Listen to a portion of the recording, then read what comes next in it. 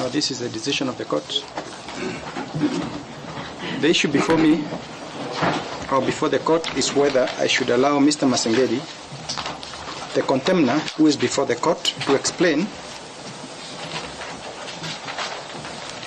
why he deliberately disobeyed the orders of summons by the court, which led to his conviction and sentence.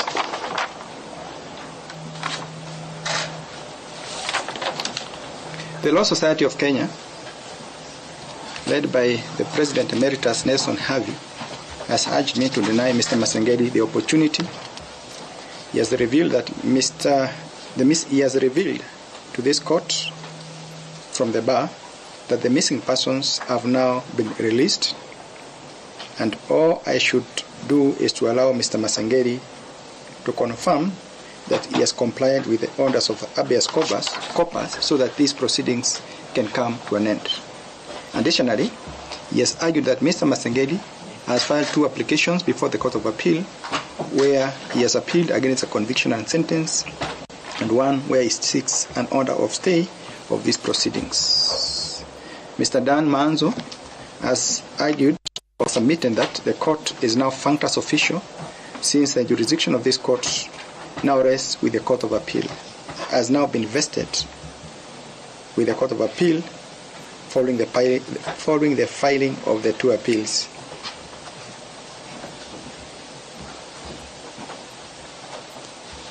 This position has been strongly opposed by counsels for the first respondent, Mr.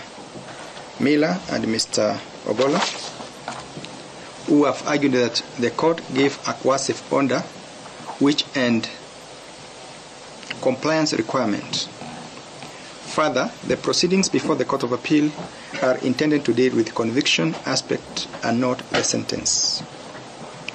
In making a decision on the issue before me, I must make reference to the sentence of the order I made on the 13th of September 2024. In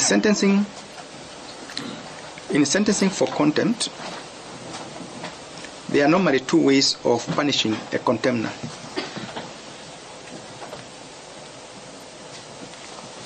Okay, 2 major ways. The court can choose to adopt a purely punitive approach, or can choose to use a coercive approach, in which it includes what is known as the purging conditions. The coercive approach gives the contemner the opportunity to save himself from punishment, the equivalent of purgatory in religious circles, so that if the contemner complies and fulfills the obligation required of him by the court can weigh and consider whether he has cleansed himself of the original sin.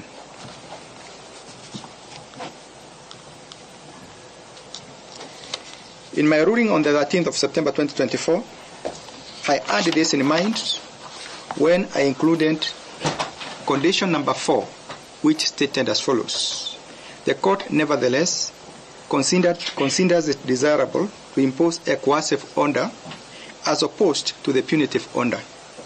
In this regard, Mr. Gilbert Masengeli can avoid serving the sentence if he complies with the direction to obey the court summons. I thus suspend the sentence for 7 days only.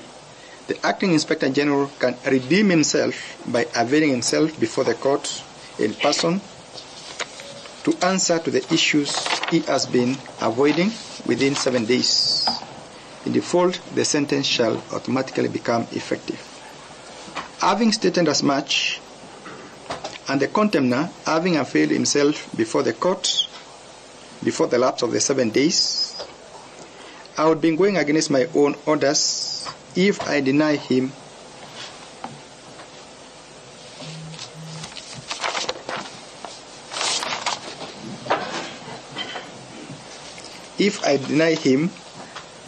audience as urged by the LSK.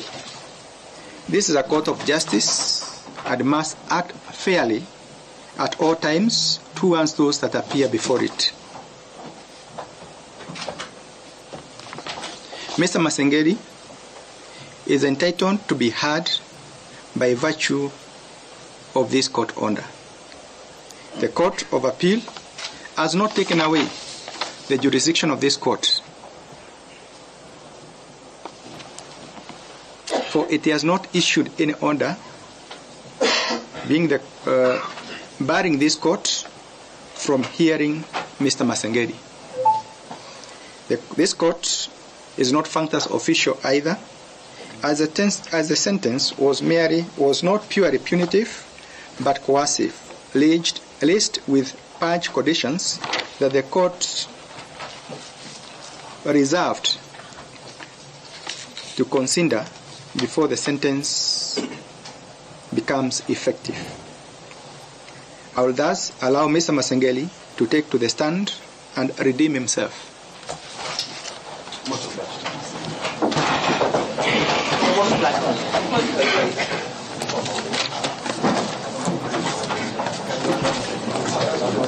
My Lord, can you give directions on each side? He must be on the dock. My Lord. Yes. You are the on procedural matter. Yes. Stemming from the natural right to challenge evidence. Yes. The petitioners reserved the right to cross-examine. My Lord, with your kind permission, this is a matter between the court and the contemnor, and it is strike law that the petitioners have no right to cross-examine. Okay, let the order. Sorry, that cannot be the premise. Because if it's just a minute, I have a right to that. If he insists that we ought not to be here, Yes. we may as well walk.